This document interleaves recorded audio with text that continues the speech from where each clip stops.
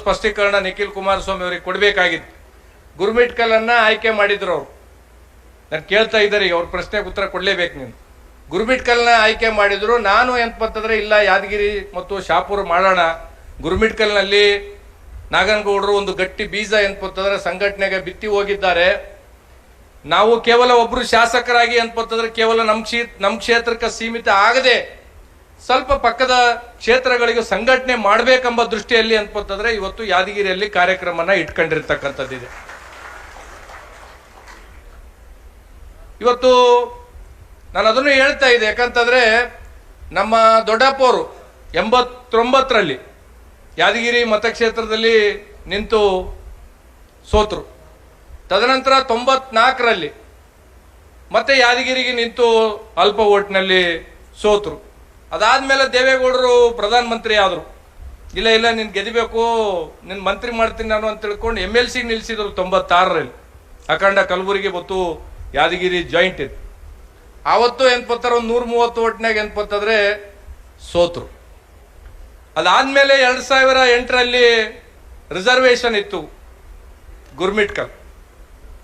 ನಮ್ಮ ತಂದೆಯವರು ಏನ್ ಮಾಡಿದ್ರು, ಇಲ್ಲ ಇದು ಯಾಕೋ ನಮ್ಮ ಅಣ್ಣಗೆ ಒಲಿತಾ ಇಲ್ಲ, ಇದು ನಮ್ಮ ಹುಟ್ಟಿದ ಊರು ಕಂದಕೂರು, ನಮ್ಮ ಗುರುಮಿಟ್ಕಲ್ ಮತಕ್ಷೇತ್ರದ ಬರುತ್ತೆ, ಮತ್ತೆ ನಮಗೋಸ್ಕರ ಏನಪ್ಪಂತಂದ್ರೆ ಜನರಲ್ ಆಗ್ಯದ, ರಿಸರ್ವೇಶನ್ ಇತ್ತು, ನೋಡೋಣ ಅಲ್ಲಿ ಅದೃಷ್ಟ ಅಂತ ತಿಳ್ಕೊಂಡು ನಮ್ಮ ತಂದೆಯವರು 2008ರಲ್ಲಿ ಮೊದಲ ಬಾರಿಗೆ ವಿಧಾನಸಭೆಗೆ ಸ್ಪರ್ಧೆ ಮಾಡಿದ್ರು. ಆವತ್ತು ಸೋತು. ಅದಾದ್ಮೇಲೆ ಮತ್ತೆ 2013ರಲ್ಲಿ ನಮ್ಮ ತಂದೆಯವರು ಕೇವಲ ಒಂದು 650-700 ಓಟಲ್ಲಿ 13ರಲ್ಲಿ ಸೋಲ್ಬೇಕಾಯ್ತು. ಅದಾದ್ಮೇಲೆ ಮತ್ತೆ 2018ರಲ್ಲಿ ದೇವೇಗೌಡರು ಮಾರ್ಗದರ್ಶನ, ಕುಮಾರಸ್ವಾಮಿ ಅವರ ಆಶೀರ್ವಾದ, ಇಲ್ಲಿ ಕುಳಿತಿರ್ತಕ್ಕಂಥ ಪ್ರತಿಯೊಬ್ಬ ಯಜಮಾನರು ಮತ್ತೆ ಯುವಕ ಸ್ನೇಹಿತರು, ವೇದಿಕೆ ಮೇಲೆ ಕುಳಿತಿರ್ತಕ್ಕಂಥ ಅನೇಕ ಜನ ಹಿರಿಯರ ಒಂದು ಸಂಘಟಿತ ಹೋರಾಟದಿಂದ ಮೊದಲನೇ ಬಾರಿಗೆ ನಮ್ಮ ಕುಟುಂಬದಾಗ ಏನಪ್ಪಂದ್ರೆ 2018ಕ್ಕೆ ವಿಧಾನಸಭೆಗೆ ಪ್ರವೇಶ ಆಯಿತು.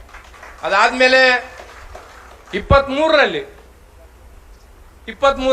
ದೊಡ್ಡವರು ನನ್ನ ಕರೆಸಿ ಹೇಳಿದ್ರು, ನೀನು ಯಾದಗಿರಿಗೆ ನಿಲ್ಲು, ನಿಮ್ಮ ತಂದೆಯವ್ರನ್ನ ಗುರುಮಿಟ್ಕಲ್ಲಿಗೆ ನಿಲ್ಲಿಸ್ತೀನಿ ಅಂತ ತಿಳ್ಕೊಂಡು ಹೇಳಿದ್ರು.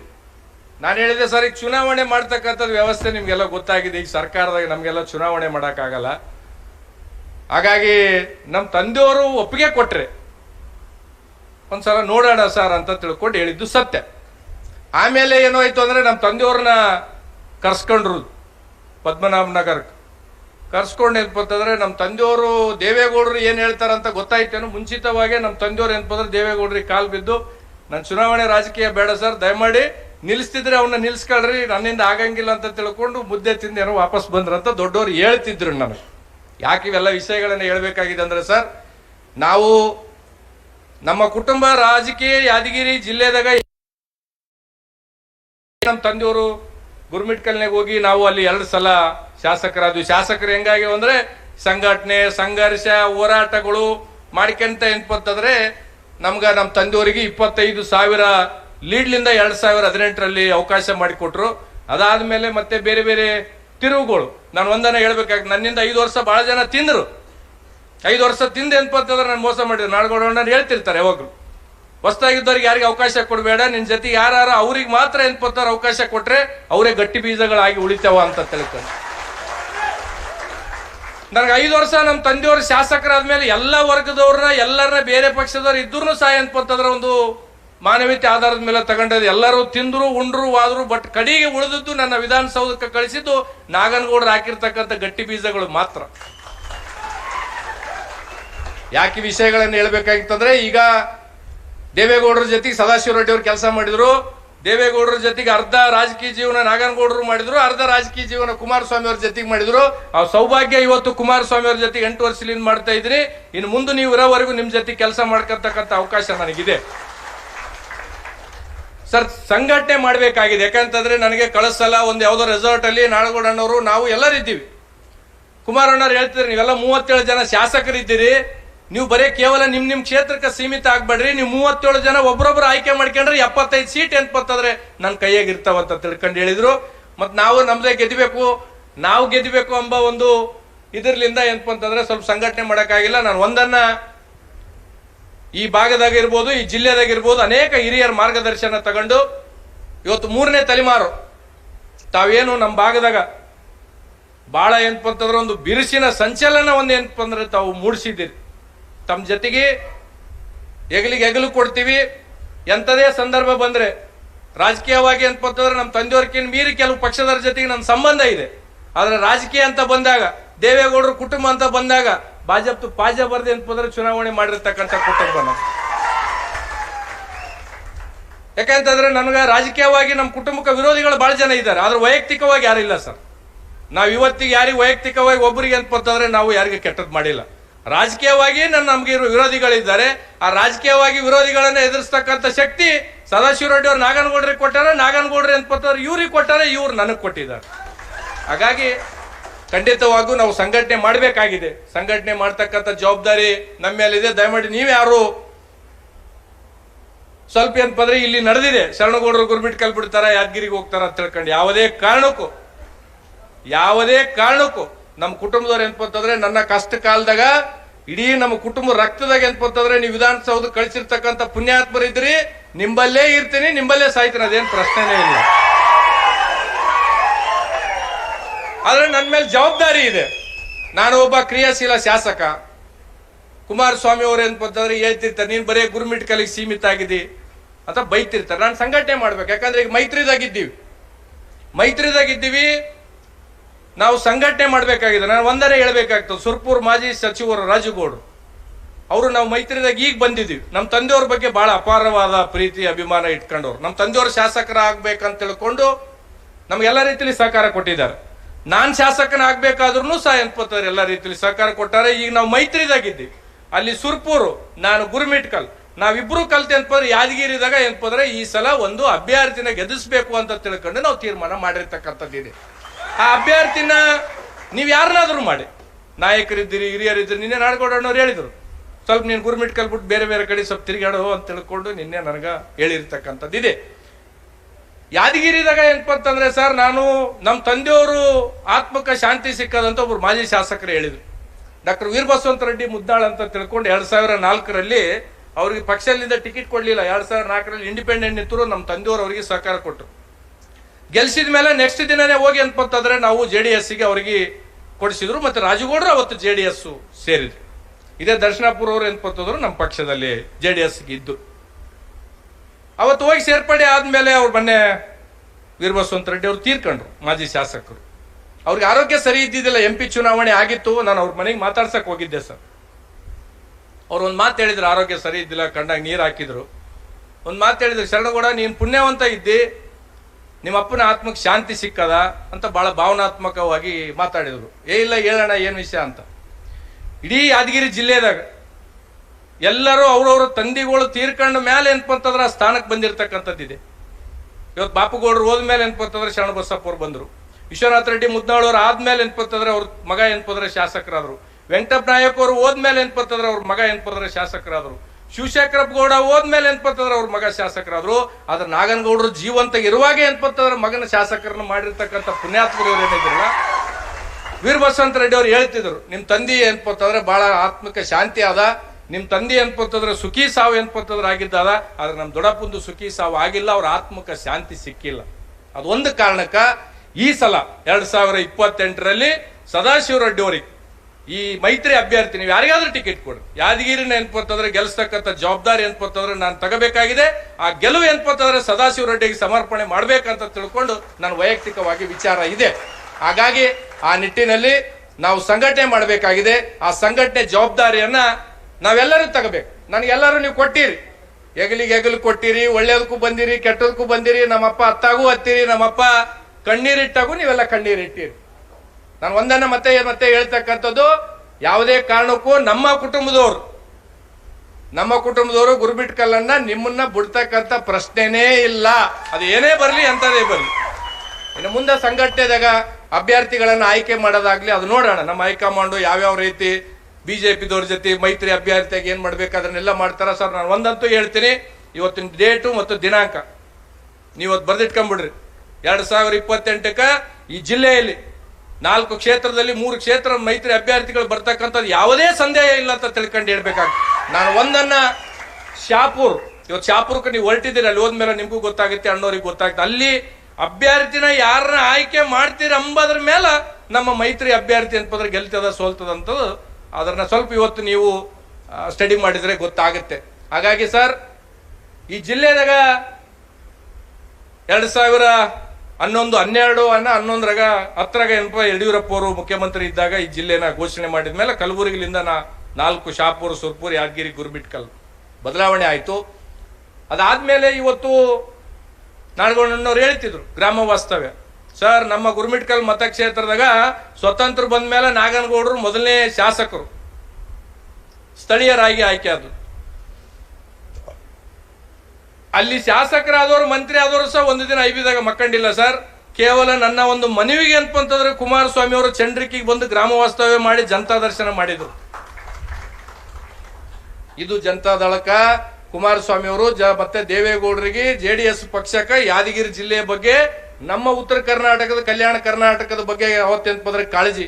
ವೆಂಕಟಪ್ಪಣ್ಣವರು ಶಾಸಕರು, ಅವ್ರ ಕ್ಷೇತ್ರದಲ್ಲಿ ಹೋಗಿ ಅಂತಂದ್ರೆ ಗ್ರಾಮ ವಾಸ್ತವ್ಯ ಮಾಡಿದ್ರು. ಯಾಕೆ ಹೇಳ್ತೀನಿ ಇದಂತಂದ್ರೆ, ಕುಮಾರಸ್ವಾಮಿ ಅವರು ಬಂದಾಗ ಸರ್,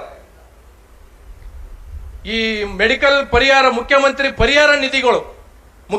ಪರಿಹಾರ ನಿಧಿಗಳು ಯಾರ್ಯಾರು ಕೇಳಿದ್ರೆ ನಿಂತ ಕ್ಷಣ 1 ಕೋಟಿ ರೂಪಾಯಿಗೂ ಹೆಚ್ಚು ಏನಪ್ಪಂತಾರೆ ಒಂದೇ ದಿನ ಏನಪ್ಪಂದ್ರೆ ಕೊಟ್ಟಿದ್ದಾರೆ ಸರ್. ಇವತ್ತು 8ನೇ 7ನೇ ತಿಂಗಳ, ಈಗ ಮೊನ್ನೆ 1.5 ತಿಂಗಳಾಯ್ತು, 3 ಜನಕ್ಕೆ ಚೆಕ್ ಬಂದದ. 6 ತಿಂಗಳ ಈ ಸರ್ಕಾರದಾಗ ಮುಖ್ಯಮಂತ್ರಿ ಪರಿಹಾರ ನಿಧಿ ದುಡ್ಡೇ ಕೊಟ್ಟಿಲ್ಲ. ಇವಾಗ 1.5 ತಿಂಗಳಿಂದ ಕೊಟ್ಟಾರ. ಇಲ್ಲಿ ಏನಾಗಿದೆ ಸರ್ ಅಂದ್ರೆ, ನಾಡಗೌಡನವ್ರು ಹೇಳ್ತಿದ್ರು ನಾವೆಲ್ಲ ನವೆಂಬರ್ನಾಗ ಎಲೆಕ್ಷನ್ ಬರ್ತದಂತ. ಯಾವುದು ಎಲೆಕ್ಷನ್ ಬೇಡ ಸರ್, ಇವ್ರು 5 ವರ್ಷ ರಾಜಕೀಯ ಮಾಡ್ಬೇಕು. ಕಾಂಗ್ರೆಸ್ನವ್ರು 5 ವರ್ಷ ರಾಜಕೀಯ ಮಾಡ್ಬೇಕು. ಆ ರಾಜಕೀಯ ಮಾಡಿ ಜನ ನೋಡ್ಬೇಕು. ರೋಸಿ ಹೋಗಿ ಅಂತಂದ್ರೆ ನಮ್ಮ ಮೈತ್ರಿ 150ರಿಂದ 160 ಸೀಟ್ ಬರ್ಬೇಕಂತ ನಾಡಗೌಡನವ್ರು ಹೇಳ್ತಿದ್ರು. ನಾವ್ ಯಾವಾಗ್ಲೂ ಅಂತಂದ್ರೆ ಸ್ವಲ್ಪ ಸೀಟ್ಗಳನ್ನ ತಗೊಂಡು ನಾವು ಅಧಿಕಾರ ಅನುಭವಿಸಿದೀವಿ ಅಂತ ತಿಳ್ಕೊಂಡು. ಹಾಗಾಗಿ ಮೈತ್ರಿದು ಸಂಪೂರ್ಣ ಬರ್ಬೇಕು.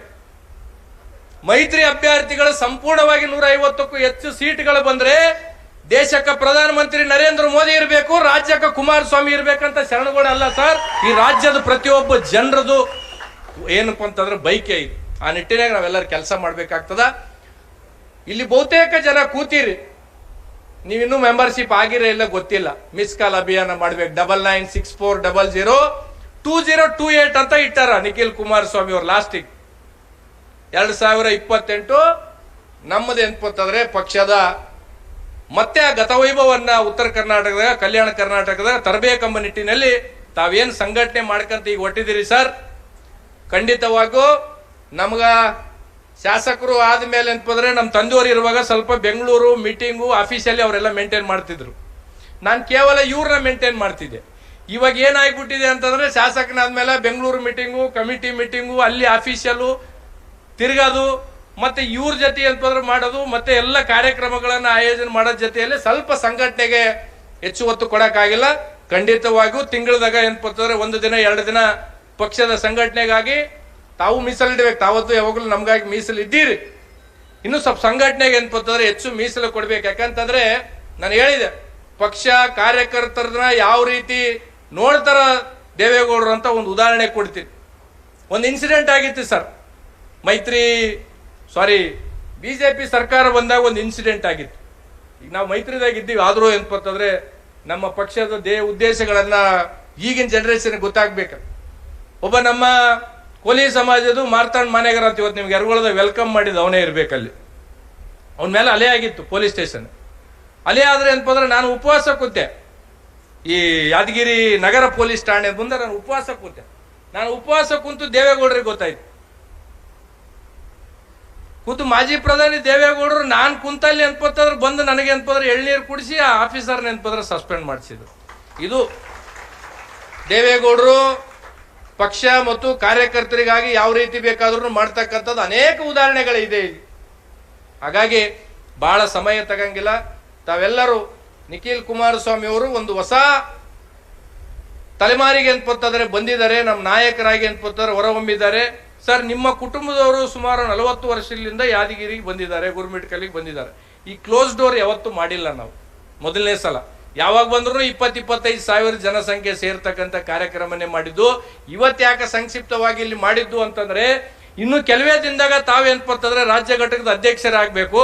ತಾವು ಅಧ್ಯಕ್ಷರಾದ್ಮೇಲೆ ಏನ್ಪತ್ತಂದ್ರೆ ಯಾದಗಿರಿ ಜಿಲ್ಲೆದಾಗ ಈ ಭಾಗದ ಏನ್ಪತ್ತಂದ್ರೆ ಅಭಿನಂದನೆ ಸಮಾರಂಭ ಯಾದಗಿರಿ ಸ್ಟೇಡಿಯಂನಾಗ ಇಡ್ಬೇಕಂತ ನಾನು ಅನ್ಕೊಂಡಿದ್ದೀನಿ. ತಾವು ರಾಜ್ಯ ಅಧ್ಯಕ್ಷರಾಗಬೇಕಂತ ತಿಳ್ಕೊಂಡು ತಮಗೆ ಅಪೇಕ್ಷೆ ಇಲ್ಲ, ನಮಗಿದೆ. ಯಾಕಂತಂದ್ರೆ ಇವತ್ತು ದೇವೇಗೌಡರು ಅವ್ರು ಕೊಟ್ಟಿರ್ತಕ್ಕಂಥ ಕಾರ್ಯಕ್ರಮಗಳು ನಾಡುಗಳನ್ನವರು ಸುದೀರ್ಘವಾಗಿ ಹೇಳಿದ್ರು, ಪಂಚರತ್ನ ಕಾರ್ಯಕ್ರಮಗಳನ್ನ ಏನ್ಪತ್ತಂದ್ರೆ ಹೇಳಿದ್ರು. ಆದ್ರೆ ಯಾರು ಏನ್ಪತ್ತಾರೆ ಜನ ಗ್ಯಾರಂಟಿಗಳು ಕೇಳಿದ್ದಿಲ್ಲ. ಸರ್ಕಾರ ಕೊಟ್ಟದ, ಈ ಸರ್ಕಾರ ಗ್ಯಾರಂಟಿ ಕೊಟ್ಟಿದ್ದೇ ಏನ್ಪತ್ತಾರೆ ಅದೊಂದು ಹೇಳ್ತಾರೆ, ಅದ್ ಬಿಟ್ಟು ಬೇರೆ ಏನು ಹೇಳಲ್ಲ ಸರ್. ಗ್ಯಾರಂಟಿ ಬಿಟ್ಟು ಬೇರೆ ಇನ್ನೂ ಏನು ಹೇಳಂಗಿಲ್ಲ. ಹಾಗಾಗಿ 5 ವರ್ಷ ಕಾಂಗ್ರೆಸ್ ಸರ್ಕಾರ ಇರಬೇಕು, 5 ವರ್ಷ ಅವು ಗ್ಯಾರಂಟಿಗಳೆಲ್ಲ ನೀವು ಅನುಭವಿಸ್ಬೇಕು.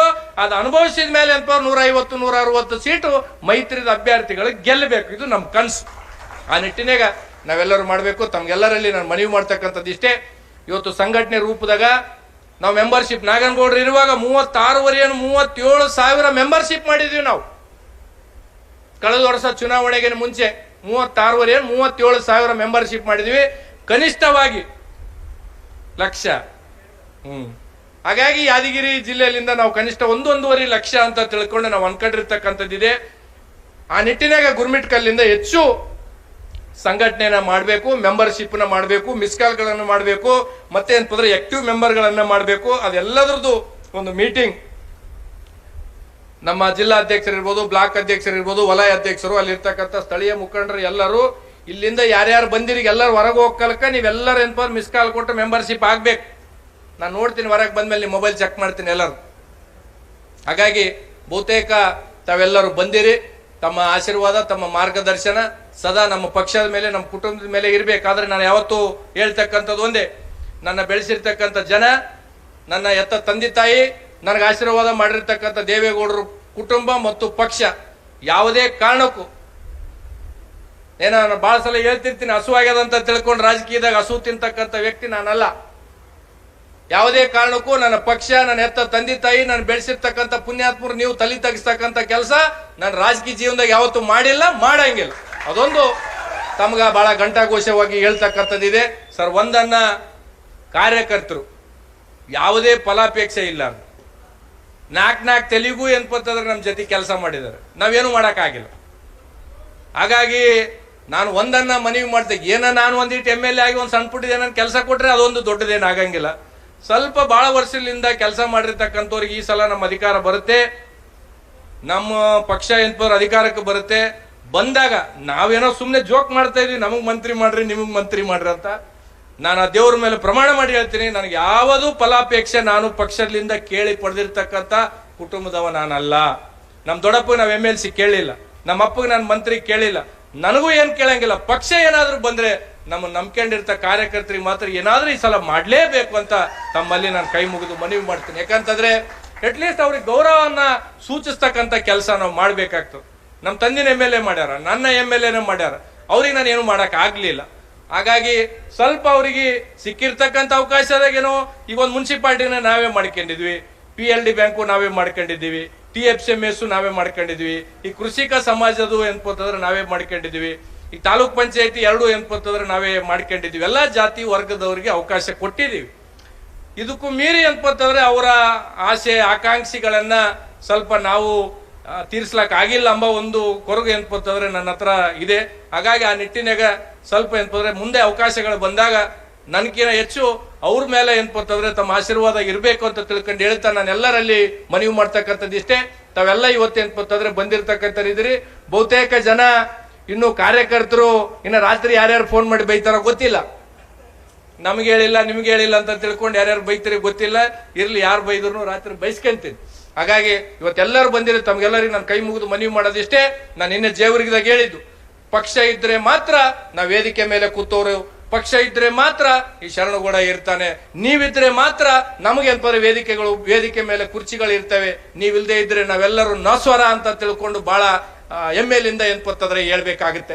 ಹಾಗಾಗಿ ನಾನು ಒಂದನ್ನ ಕೊನೆ ಮಾತನ್ನ ಹೇಳ್ತೀನಿ, ಯಾವುದೇ ಕಾರಣಕ್ಕೂ ಎಂಥದೇ ಸಂದರ್ಭ ಬರಲಿ, ನಾನು ಯಜಮಾನ್ರಿಗೆ ಹೇಳಂಗಿಲ್ಲ, ಬಹುತೇಕ ಸ್ವಲ್ಪ ಯುವಕ ಸ್ನೇಹಿತರಿಗೆ ಹೇಳ್ತೀನಿ, ಒಂದು ತಾಳ್ಮೆ, ಇನ್ನೊಂದು ನಿಷ್ಠೆ.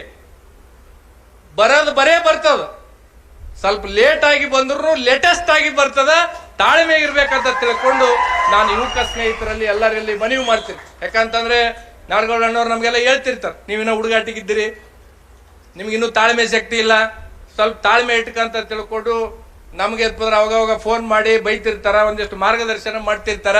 ಖಂಡಿತವಾಗೂ ನಾವು ಸ್ವಲ್ಪ ಜವಾಬ್ದಾರಿ ಸ್ಥಾನದಾಗಿದ್ದೀವಿ. ತಮಗೆಲ್ಲ ಯುವಕ ಸ್ನೇಹಿತರು, ನೀವೇ ನನಗ ರಾಜಕೀಯವಾಗಿ ಬೆನ್ನೆಲುಬಾಗಿ ನಿಂತಿರ್ತಕ್ಕಂಥವ್ರು, ಬಹಳ ಜನ ಹಿರಿಯರು ವೇದಿಕೆ ಮುಂಭಾಗದಲ್ಲಿ ಕೂತಿರಿ, ವೇದಿಕೆ ಮೇಲೆ ಕೂತಿದ್ದೀರಿ. ನಿಮ್ಮ ಮಾರ್ಗದರ್ಶನ ಇವತ್ತು ನಾಗನಗೌಡರು ಇಲ್ಲ ಅಂದ್ರೂ ಸಹ ಏನಪ್ಪಂತಂದ್ರೆ ನೀವೇ ಪ್ರತಿಯೊಬ್ಬರು ನಾಗನಗೌಡರಾಗಿ ಮಾರ್ಗದರ್ಶನ ಮಾಡ್ತಕ್ಕಂಥ ಕೆಲಸ ತಾವ್ ಯಾವತ್ತು ಮಾಡ್ತಾ ಇದ್ದೀರಿ.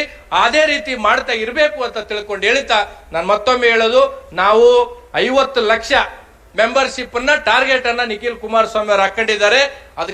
ಅದನ್ನ ಮುಟ್ಟಬೇಕಾದ್ರೆ ನಾವೆಲ್ಲರೂ ಮೆಂಬರ್ಶಿಪ್ ಗಳನ್ನ ಮಾಡಬೇಕು, ಬೂತಿಗೆ ಹೋಗ್ಬೇಕು. ಇನ್ನೂ ಹೆಚ್ಚಿನ ರೀತಿಯಲ್ಲಿ ಅದಕ್ಕ ಸ್ವಲ್ಪ ಸಮಯನ್ನ ನಾವು ಕೊಡಬೇಕಾಗ್ತದ. ಆ ಕೊಡೋದಕ್ಕ ನಾನು ಸಹ ಏನಪ್ಪಂದ್ರೆ ತಮ್ಮ ಜೊತೆಗೆ ಇರ್ತೀನಿ ಅಂತ ತಿಳ್ಕೊಂಡೇಳಿ ವೇದಿಕೆ ಮೇಲೆ ಕೂತಿರ್ತಕ್ಕಂಥ ಎಲ್ಲ ನಾಯಕರು, ವಿಶೇಷವಾಗಿ ಮೊನ್ನೆ ನಿಖಿಲ್ ಕುಮಾರಸ್ವಾಮಿ ಅವರು ಇವತ್ತು ಅವ್ರ ಭಾಷಣ ಮುಗಿದ ಮೇಲೆ ಊಟ ಮಾಡಿ ಶಾಪುರಕ್ಕೆ ಹೋಗ್ಬೇಕು. ಶಾಪುರಕ್ಕೆ ಏನಪ್ಪಂತಂದ್ರೆ ಹೋಗಬೇಕಾಗಿದೆ. ಹಾಗಾಗಿ ತಮ್ಮ ಮಾತುಗಳನ್ನ ಕೇಳಕ್ ಮಾತ್ರ ಜನ ಬಂದಿದ್ದಾರೆ. ಸರ್, ತಾವು ಯಾವ್ಯಾವ ರೀತಿ ಅಂತಂದ್ರೆ ಮಾರ್ಗದರ್ಶನ ಕೊಡ್ತೀರಿ, ತಾವು ಯಾವ ರೀತಿ ಅಂತಂದ್ರೆ ನಮ್ಗ ಯೋಜನೆಗಳು ಮಾಡ್ಬೇಕಂತ ತಿಳ್ಕೊಂಡು ಹೇಳ್ತೀರಿ, ಕಡ್ಡಾಯವಾಗಿ ಅಂತಂದ್ರೆ ಅದನ್ನ ಪಾಲಿಸ್ತೀವಿ ಅಂತ ತಿಳ್ಕೊಂಡು ಹೇಳ್ತಾ ವೇದಿಕೆ ಮೇಲೆ ಕೂತಿರ್ತಕ್ಕಂಥ ಎಲ್ಲ ಹಿರಿಯರಿಗೂ ಮತ್ತೊಮ್ಮೆ ಅಂತಂದ್ರೆ ತುಂಬ ಹೃದಯದ ಧನ್ಯವಾದಗಳು. ಇಲ್ಲಿ ನೆರೆದಿರ್ತಕ್ಕಂಥ ಎಲ್ಲ ನಾಗನಗೌಡರ ಏನು ಗಟ್ಟಿ ಬೀಜಗಳು ಏನಪ್ಪಂತಂದ್ರೆ ನೀವೆಲ್ಲರೂ ಇದ್ದೀರಿ, ತಮ್ಗೆ ಮತ್ತೊಮ್ಮೆ ಮಗದೊಮ್ಮೆ ತುಂಬ ಹೃದಯದ ಧನ್ಯವಾದಗಳನ್ನೇ ಹೇಳ್ತೀನಿ. ಮಾಧ್ಯಮ ಮಿತ್ರರು ಯಾವತ್ತೂ ಏನಪ್ಪಂತಂದ್ರೆ ನಮ್ಮ ಕುಟುಂಬವನ್ನ ನಾನು ಅಧಿಕಾರದಾಗ ಇರ್ಲಿ ಇರ್ಲಾರ್ದಿರ್ಲಿ, ತಾವು ಯಾವತ್ತೂ ಏನಪ್ಪಂತಂದ್ರೆ ತಮ್ಮ ಪೆನ್ನಿನ ಬರಗಳ ಮುಖಾಂತರ ನಾನು ಒಳ್ಳೇದು ಮಾಡಿದ್ರೆ ಅಂತಂದ್ರೆ ಒಳ್ಳೇದು ಮಾಡಿದಂತ ತಿಳ್ಕೊಂಡು ಪ್ರಶಂಸೆ ಮಾಡ್ತಕ್ಕಂಥದ್ದಾಗ್ಲಿ, ಅಥವಾ ನಾನು ಯಾವ್ದಾದ್ರು ನನ್ನ ಬೆನ್ನಿಗೆ ನಾನು ಕಾಣ್ಲಾರ್ದೆ ಅಂತಂದ್ರೆ ಅಚುತ್ಯಗಳು ಆದಾಗ ಏನಪ್ಪಂತಂದ್ರೆ ಈ ರೀತಿ ಅಂತ ತಿಳ್ಕೊಂಡು ನೀವು ಬರದೆ ಏನಪ್ಪಂತಂದ್ರೆ ನಮ್ಗೆ ಯಾವತ್ತು ಬೆಂಬಲ ಕೊಟ್ಟಿದ್ರಿ. ನಿಮ್ ಬೆಂಬಲ ಯಾವತ್ತು ಶರಣಗೌಡರ ಮೇಲೆ ಒಂದೇ ಅಲ್ಲ, ನಮ್ಮ ಪಕ್ಷದ ಮೇಲೂ ಸಹ ಇರ್ಲಿ ಅಂತ ತಿಳ್ಕೊಂಡು ಹೇಳ್ತೀನಿ. ಇಲ್ಲಿ ಕೂತೋರಿ ಪ್ರತಿಯೊಬ್ಬರಿಗೆ ನಾನು ಮನವಿ ಮಾಡೋದಿಷ್ಟೇ, ನಿಖಿಲ್ ಕುಮಾರಸ್ವಾಮಿ ಅವರು ಮಾತಾಡೋವರೆಗೂ ದಯಮಾಡಿ ಯಾರು ಏನಪ್ಪಂತಂದ್ರೆ ಕದಲಬಾರದು. ಇದು ನೇರವಾಗಿ ಏನಪ್ಪಂದ್ರೆ ನನಗೆ ಅಗೌರವ ಮಾಡಿದಂಗಾಗುತ್ತೆ. ತಾವು ಕೂತಿರ್ತಕ್ಕಂಥ ಸ್ಥಾನದಲ್ಲಿ ಕೂಡಬೇಕು. ನಿಖಿಲ್ ಕುಮಾರಸ್ವಾಮಿ ಅವರು ಭಾಷಣವನ್ನ ತಾವು ಕೇಳಬೇಕು.